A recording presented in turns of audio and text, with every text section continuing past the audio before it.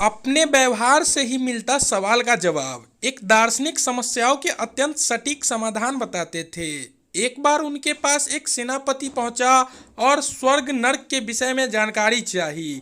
दार्शनिक ने उनका पूर्ण परिचय पूछा तो उसने अपने वीरतापूर्ण कार्यों के बारे में सविस्तार बताया। उसकी बातें सुनकर दार्शनिक ने कहा, शक्ल सूरत से तो आप सेनापति नहीं भिखारी लगते हैं। मुझे विश्वास नहीं होता कि आप में हथियार उठाने की क्षमता भी होगी। दार्शनिक की अपमानजनक बातें सुनकर सेनापति को गुस्सा आ गया। उसने मयान से तलवार निकाल ली। यह देखकर दार्शनिक ठहाका लगाते हुए बोला, अच्छा तो आप तलवार भी रखते हैं? यह शायद काठ की होगी, लोहे की होती तो अब तक आपके हाथ से छूटकर गिर गई होती। अब तो सेनापति आपे से बाहर हो गया। उसकी आंखें क्रोध से लाल हो गई और वह दार्शनिक पर हमला करने का अधत हो गया। तभी दार्शनिक ने गंभीर होकर कहा, बस यही नरक है।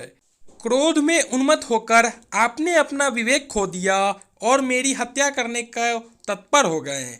दार्शनिक की बातें सुनकर सेनापति ने शांत होकर तलवार म्यान में वापस रख ली। तब दार्शनिक ने कहा, विवेक जागृत होने पर व्यक्ति को अपनी भूलों का एहसास होने लगता है। मन शांत होने से स्थिरता आती है और दिव्य आनंद की अनुभूति होती है। यही है कि आत्मनियंत्रण से विवेक उपजता है, जिसके कारण अनुचित कर्म या व्यवहार पर रोक लगती है और जीवन में शांति व संतोष की अनुभूति होती है। आशा करता हूँ कि आपको ये कहानी पसंद आई होगी। ऐसे ही हर रोज एक नया कहानी सुनने के लिए हमारे चैनल को सब्सक्राइब कर दे।